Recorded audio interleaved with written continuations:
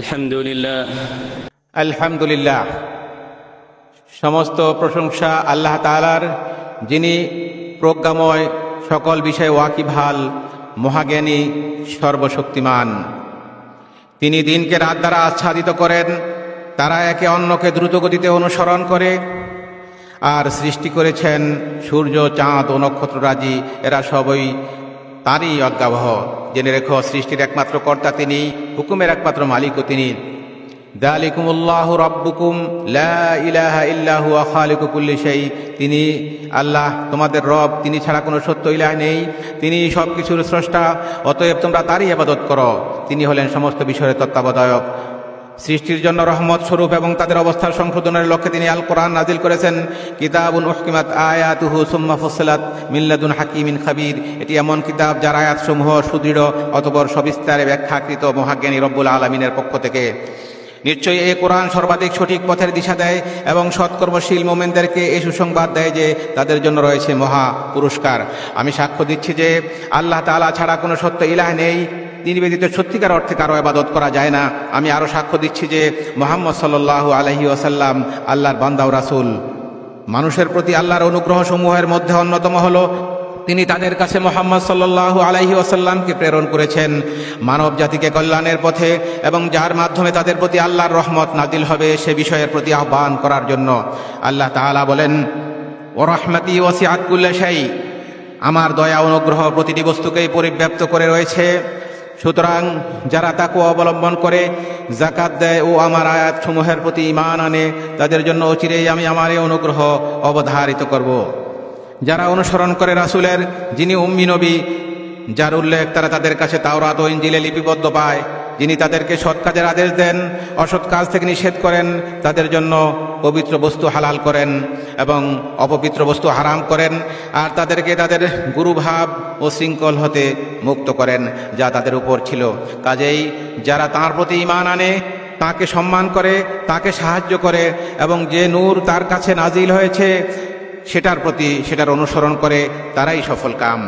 বলুন, হে মানুষ, নিশ্চয়ই আমি তোমাদের সবার প্রতি প্রেরিত আল্লাহ রাসূল, যিনি আসমান সমূহ ও জমিনের সার্বভৌমত্বের অধিকারী। তিনি ছাড়া কোনো সত্য ইলাহ নেই, তিনি জীবিত করেন ও মৃত্যু দান করেন। কাজেই তোমরা ঈমান আনো আল্লাহর প্রতি ও তার রাসূল উম্মি নবীর প্রতি, যিনি আল্লাহ ও তার বাণীসমূহে ঈমান রাখেন, আর তোমরা তার অনুসরণ করো যাতে তোমরা হিদায়াত প্রাপ্ত হও। আল্লাহ আযজা ওয়া জাল্লা তাঁর উপর, তাঁর পরিবার পরিজন, সাহাবায়ে কেরাম ও তাঁর অনুসারীদের উপর সালাত ও সালাম নাজিল করুন। আম্মা বাদ, ইয়া আইয়ুহান নাস ইত্তাকু রাব্বাকুম। হে মানুষ, তোমরা তোমাদের রবের তাকওয়া অবলম্বন করো এবং ভয় করো সেই দিনকে যখন কোনো পিতা তার সন্তানের পক্ষ থেকে কিছু আদায় করবে না, অনুরূপ কোনো সন্তান সেও তার পিতার পক্ষ থেকে আদায়কারী হবে না। নিশ্চয়ই আল্লাহর প্রতিশ্রুতি সত্য। কাজেই দুনিয়ার জীবন যেন তোমাদেরকে কিছুতেই প্রতারিত না করে এবং মহাপ্রবঞ্চক শয়তান যেন তোমাদেরকে কিছুতেই আল্লাহ সম্পর্কে প্রবঞ্চিত না করে। কারণ যে ব্যক্তি তাকওয়ার অধিকারী হয় সে দুনিয়া ও আখিরাতের উত্তম পরিণাম এবং নিশ্চিত বিজয় লাভ করে। আল্লাহ সুবহানাহু ওয়া তাআলা বলেন, আর যারা তাকওয়া অবলম্বন করেছে আল্লাহ তাদেরকে উদ্ধার করবেন তাদের সাফল্য সহ। তাদেরকে অমঙ্গল স্পর্শ করবে না এবং তারা চিন্তিত হবে না। আল্লাহ বলেন, ওয়া মাইয়াত্তাকিল্লাহা ইয়াজআল লাহু মাখরাজা। আর যে কেউ আল্লাহর তাকওয়া অবলম্বন করে, আল্লাহ তার জন্য উত্তরণের পথ বের করে দেন এবং তিনি তাকে তার ধারণাতীত উৎস হতে রিজিক দান করেন। আর যে ব্যক্তি আল্লাহর উপর তাওয়াক্কুল করে তার জন্য আল্লাহই যথেষ্ট। ওয়া মাইয়াত্তাকিল্লাহা ইয়াজআল লাহু মিন আমরিহি ইউসরা। আর যে আল্লাহকে ভয় করে, আল্লাহ তার জন্য তার কাজকে সহজ করে দেন। আর যে আল্লাহকে ভয় করে তিনি তার পাপসমূহ মোচন করবেন এবং তাকে দেবেন মহাপুরস্কার। আল্লাহ ভীতির অপরিহার্য বিষয়গুলোর মধ্যে রয়েছে বান্দা একমাত্র আল্লাহরই ইবাদত করবে, একমাত্র আল্লাহর ইবাদত করবে, অন্য কারো ইবাদত করবে না। আল্লাহ তাআলা বলেছেন, ইনিল হুকমু ইল্লা লিল্লাহ। বিধান দেওয়ার অধিকার শুধু আল্লাহ তাআলারই। তিনি নির্দেশ দিয়েছেন, শুধু তাকে ছাড়া অন্য কারো ইবাদত করা যাবে না। এটাই শাশ্বত দিন, কিন্তু অধিকাংশ মানুষ তা জানে না। ইয়া আইয়ুহান নাসু উবুদু রাব্বাকুমুল্লাযী খালাকাকুম ইলা আখিরিল আয়া। হে মানুষ, তোমরা তোমাদের সেই রবের ইবাদত করো যিনি তোমাদেরকে এবং তোমাদের পূর্ববর্তীদেরকে সৃষ্টি করেছেন যাতে তোমরা তাকওয়ার অধিকারী হতে পারো।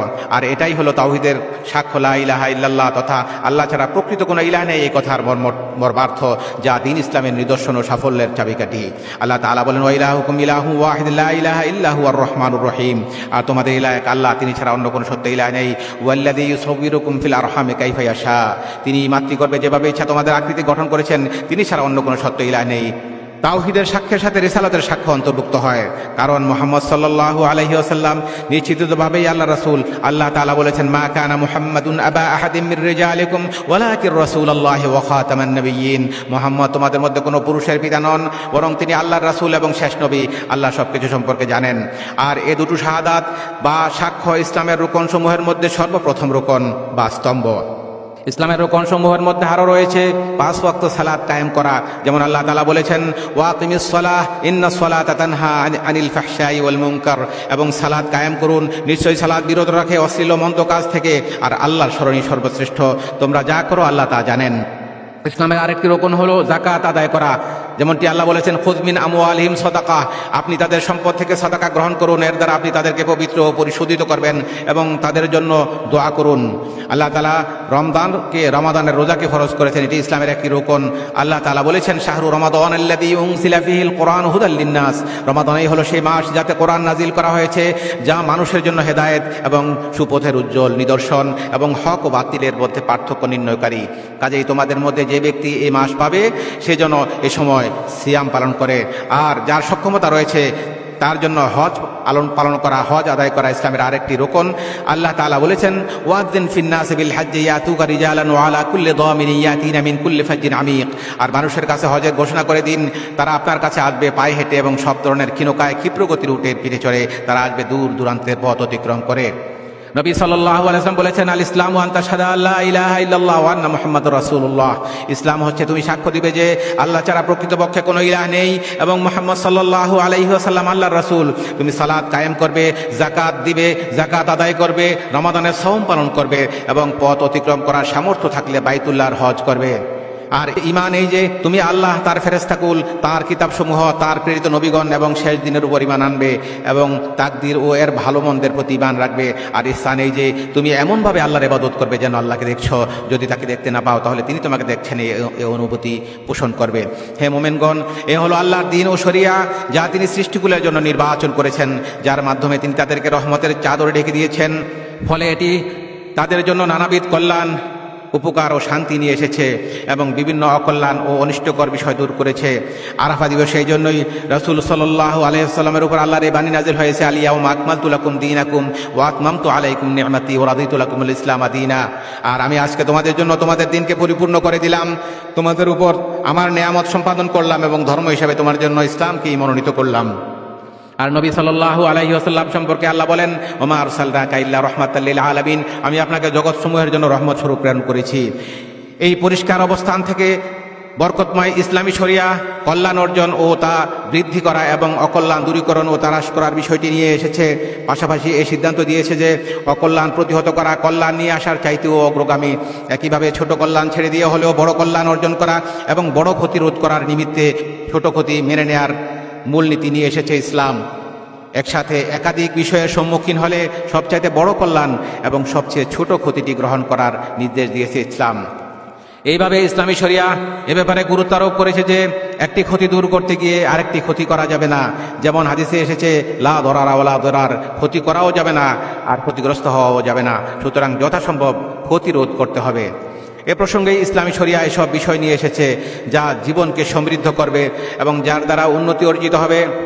আমাদের শরিয়া অন্যকে ক্ষতি করা থেকে অথবা কারো প্রতি কষ্ট পৌঁছানো থেকে নিষেধ করেছে। পাশাপাশি আদেশ দিয়েছে ন্যায় নীতি, উত্তম চরিত্র, পিতামাতার প্রতি সদাচরণ, আত্মীয়তার সম্পর্ক রক্ষা করা, সত্য কথা বলা, অধিকার সংরক্ষণের সাথে সাথে হকদারের নিকট আমানত পৌঁছে দেওয়া, আমানত আদায় করা, চুক্তি ও প্রতিশ্রুতি রক্ষা করা এবং শাসকের কথা শোনা ও তাদের আনুগত্য করা ইত্যাদি বিষয়ের। যেমনটি আল্লাহ তাআলা বলেছেন, ইন্নাল্লাহা ইয়ামুরু বিল আদলি ওয়াল ইহসান ওয়া ইতাই যিল কুরবা ওয়া ইয়ানহা আনিল ফাহশাই ওয়াল মুনকার, নিশ্চয় আল্লাহ ন্যায় নীতি বজায় রাখা, সদাচরণ করা ও নিকটাত্মীয়দের দান করার আদেশ দিয়েছেন এবং অশ্লীলতা, অন্যায় কাজ ও অবাধ্যতা থেকে নিষেধ করেছেন। তিনি তোমাদেরকে উপদেশ দেন যাতে তোমরা উপদেশ গ্রহণ করতে পারো। আল্লাহ তোমাদেরকে আদেশ করেছেন অধিকারীর নিকট আমানত পৌঁছে দিতে, আর যখন তোমরা মানুষের মাঝে বিচার করবে তখন ন্যায় ইনসাফের সাথে বিচার করবে। আল্লাহ তোমাদেরকে কত চমৎকার উপদেশ দেন। নিশ্চয়ই আল্লাহ সর্বশ্রোতা ও সর্বদ্রষ্টা। হে ঈমানদারগণ, তোমরা আল্লাহ ও তার রাসূল এবং তোমাদের দায়িত্বশীলদের অনুসরণ করো। অতঃপর যদি তোমরা কোনো বিষয়ে বিবাদে লিপ্ত হয়ে পড়ো, সেক্ষেত্রে আল্লাহ ও পরকালে বিশ্বাসী হয়ে থাকলে বিষয়টি আল্লাহ এবং রাসূলের উপর ন্যস্ত করো, এটি কল্যাণকর ও পরিণামের দিক থেকে উত্তম।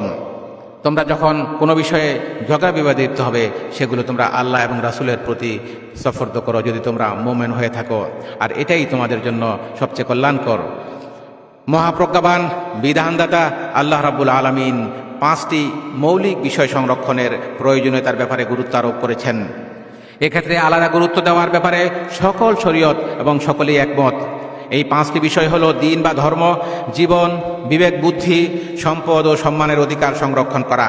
বরং ইসলামী শরিয়া এই বিষয়ে বাড়াবাড়ি করাকে শাস্তিযোগ্য অপরাধ হিসাবে বিবেচনা করেছে, আর এজন্যই এই বিষয়গুলোর উপর যত্নবান হওয়াকে জান্নাতে প্রবেশ ও দয়াময় আল্লাহ সুবহানাহু ওয়া তাআলার সন্তুষ্টি অর্জনের কারণসমূহের মাঝে বিশেষভাবে গণ্য করা হয় এবং সুখ, শান্তি, উন্নতি ও দুনিয়াতে সভ্যতার উপকরণ হিসাবে বিবেচিত হয়। এটি অনুপস্থিত থাকলে জীবন বিঘ্নিত হয় এবং এতে ত্রুটি করলে তা আখিরাতের শাস্তির কারণ হবে। আর এই কারণে বিদায় হজে রাসূল সাল্লাল্লাহু আলাইহি ওয়াসাল্লাম বলেছেন, ইন্না দিমাআকুম ওয়া আমওয়ালাকুম ওয়া আরাদাকুম আলাইকুম হারাম। তোমাদের রক্ত, তোমাদের সম্পদ, তোমাদের ইজ্জত, সম্মান তেমনি সম্মানিত, যেমন সম্মানিত তোমাদের এই দিনটি, তোমাদের এই শহরে এবং তোমাদের এই মাসে। সুতরাং দিন ইসলামের অনুসরণ অত্যন্ত প্রয়োজনীয় বিষয়, কেননা আল্লাহর আনুগত্য ও তার ইবাদত ছাড়া মানুষের অন্য কোনো উপায় নেই, আর এজন্য তাকে সৃষ্টি করা হয়েছে। আল্লাহ তাআলা বলেছেন, ওমা খালাকতুল জিন্না ওয়াল ইনসা ইল্লা লিয়াবুদুন, আমি মানব জিনকে শুধু আমার ইবাদতের জন্যই সৃষ্টি করেছি। অন্যত্র তিনি বলেছেন, হে নবী, আপনি বলে দিন, আমার রব ন্যায় ইনসাফের আদেশ দিয়েছেন, তোমরা প্রতিটি সিজদার সময় তোমাদের লক্ষ্য একমাত্র আল্লাহ দিকেই নির্ধারণ করো। আল্লাহ রাব্বুল আলামিন অন্যত্র বলেছেন, ওয়ালাকাদ বাআসনা ফি কুল্লি উম্মাতির রাসূলা আন ইবুদুল্লাহ ওয়া ইজতানিবুত তাগুত, আমি প্রতিটি জনপদেই একজন করে রাসূল প্রেরণ করেছি, এ মর্মে যে তোমরা আল্লাহর ইবাদত করো এবং তাগুতকে পরিহার করো। অতঃপর তাদের কাউকে আল্লাহ হেদায়েত দিয়েছেন আর কারো উপর গুমরাহি অবধারিত হয়েছে। আল্লাহ তাআলা মানুষের প্রাণ রক্ষা করাকে অপরিহার্য করেছেন এবং রক্তপাতের বিষয়ে সীমা লঙ্ঘনকে নিষিদ্ধ করে বলেছেন, ওয়ালা তাকতুলুন নাফসাল্লাতী হারামাল্লাহু ইল্লা বিল হক, তোমরা অন্যায়ভাবে কাউকে হত্যা করো না। অন্যত্র তিনি বলেছেন, তোমরা নিজেদেরকে হত্যা করো না, নিশ্চয়ই আল্লাহ তোমাদের প্রতি অত্যন্ত দয়ালু। আল্লাহ রাব্বুল আলামিন মানুষের জীবনকে সংরক্ষণের নির্দেশ দিয়েছেন। আল্লাহ সুবহানাহু ওয়া তাআলা একইভাবে সম্পদ সংরক্ষণের প্রয়োজনীয়তার ক্ষেত্রে আল্লাহ তাআলা তার কোরআনে বলেছেন, হে ঈমানদারগণ, তোমরা একে অপরের সম্পদ গ্রাস করো না, তবে পারস্পরিক সম্মতিতে যে ব্যবসা করা হয় তা বৈধ। বুদ্ধি বিবেকের সংরক্ষণের প্রয়োজনীয়তা সম্পর্কে আল্লাহ সুবহানাহু ওয়া তাআলা বলেন, ইয়া আইয়ুহাল্লাযীনা আমানু ইন্নামাল খামরু ওয়াল মাইসিরু ওয়াল আনসাবু ওয়াল আজলামু রিজসুম মিন আমালিশ শাইতান ফাজতানিবুহু লাআল্লাকুম তুফলিহুন। হে ঈমানদারগণ, মদ, জুয়া, মূর্তি ও ভাগ্য গণনার তীর এসব কিছুই শয়তানের নাপাক কাজ, সুতরাং তোমরা তা থেকে দূরে থাকো যাতে সফল কাম হতে পারো। শয়তান মাদকের দ্বারা তোমাদের মধ্যে শত্রুতা ও বিদ্বেষ সৃষ্টি করতে চায় এবং তোমাদেরকে আল্লাহ স্মরণ ও সালাত থেকে বাধা দিতে চায়। কাজেই তোমরা এর থেকে কি নিবৃত হবে না? কিতাবুল্লাহ ও সুন্নতে মানুষের সম্মানে আঘাত করার বিষয়ে নিষেধ করা হয়েছে, কারো সম্মানে আঘাত করা যাবে না। আল্লাহ তাআলা বলেন, ওয়াল্লাযীনা ইউযুনাল মুমিনিনা ওয়াল মুমিনাতি ইলা আখিরিল আয়াহ, আর যারা কোনো অপরাধ ছাড়া মুমিন নরনারীদেরকে কষ্ট দেয় তারা অপবাদ ও স্পষ্ট পাপ বহন করল।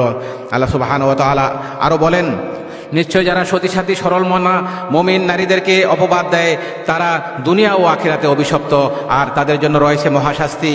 আল্লাহ সুবহানাহু ওয়া তাআলা আরো বলেন, হে ঈমানদারগণ, তোমাদের কোনো সম্প্রদায় যেন অন্য সম্প্রদায়কে উপহাস না করে, হতে পারে তারা তাদের চাইতে উত্তম। একইভাবে তোমাদের কোনো নারী যেন অন্য নারীকে উপহাস না করে, হতে পারে তারা তাদের চাইতে উত্তম। তোমরা একে অপরকে নিন্দা করো না এবং তোমরা কাউকে মন্দ উপাধি দিও না। ঈমানের পর মন্দ নাম ব্যবহার করা কতই না খারাপ, আর যারা তওবা করেনি তারা জালেম। হে মুমিনগণ, তোমরা অনেক পরিমাণ মন্দ ধারণা থেকে বেঁচে থাকো। কতক ধারণা তো অপরাধ।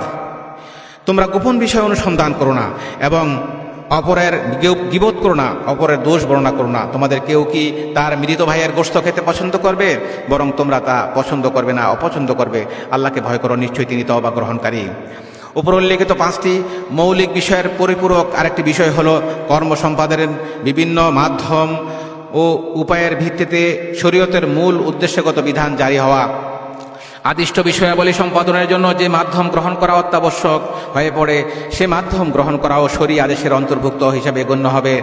অনুরূপভাবে যে মাধ্যম বা উপায় গ্রহণ না করলে আবশ্যকীয় কাজ তথা ওয়াজিব সমূহ সম্পাদন করা যায় না, সেই মাধ্যম গ্রহণ করাও শরীয়ত মতে ওয়াজিব হয়ে পড়ে। কাজেই কোনো কাজ সম্পাদনের ক্ষেত্রে যে সকল মাধ্যম বা উপায় অবলম্বন না করলে শরীরী উদ্দেশ্য তথা জরুরি স্বার্থ অর্জিত হয় না, সে সকল মাধ্যম বা উপায় অবলম্বন করাও একই হুকুমের অন্তর্ভুক্ত। আর এজন্যই একজন মুমিনের উচিত উল্লেখিত 5টি অত্যাবশ্যকীয় বিষয়ের হেফাজত করা।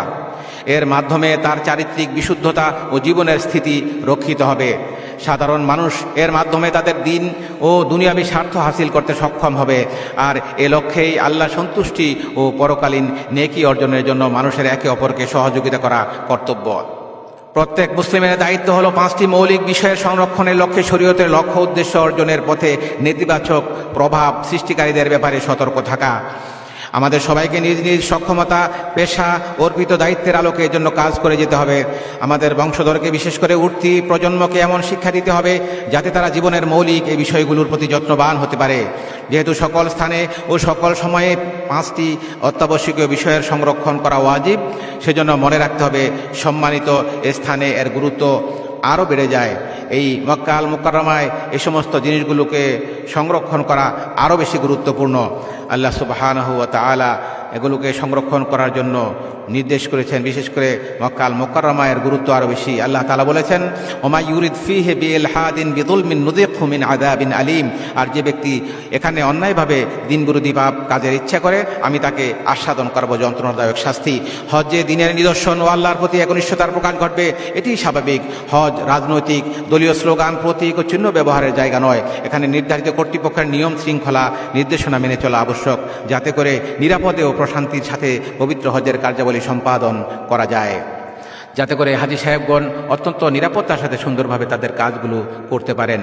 আল্লাহর ঘরের সম্মানিত হাজী সাহেবগণ, নিশ্চয়ই আপনারা আরাফায় এমন এক সম্মানজনক অবস্থানে রয়েছেন যার জন্য ফেরেশতারা আপনাদেরকে নিয়ে আল্লাহর কাছে গর্ব করেন।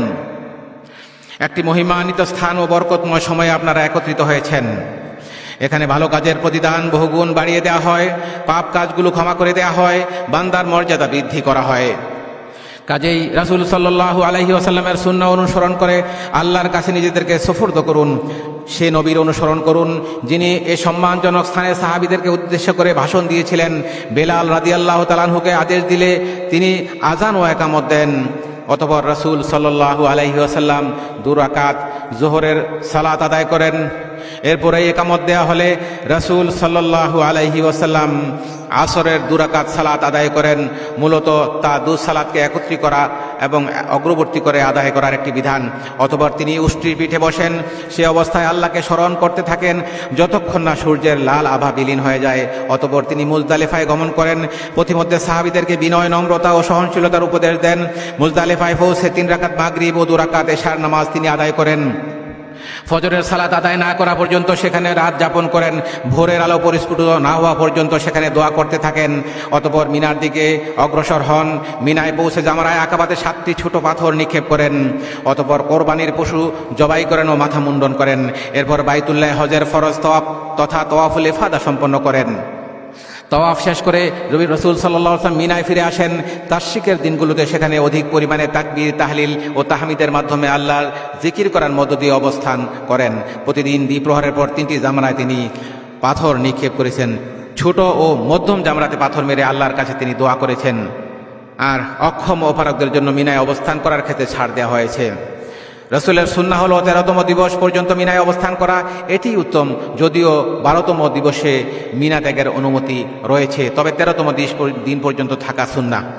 হজের যাবতীয় কার্যাবলী সমাপ্ত হওয়ার পর মদিনায় ফিরে যাওয়ার মনস্থ করলে রাসূল সাল্লাল্লাহু আলাইহি ওয়াসাল্লাম পবিত্র কাবা ঘরে বিদায়ী তওয়াফ সম্পন্ন করেন। আল্লাহর ঘরের মেহমান সম্মানিত হাজী সাহেবগণ, রাসূল সাল্লাল্লাহু আলাইহি ওয়াসাল্লাম সিয়াম পালন না করেই আরাফাতের ময়দানে অবস্থান করেছেন, যাতে আল্লাহকে বেশি বেশি করে স্মরণ করার ক্ষেত্রে তা সহায়ক হয়।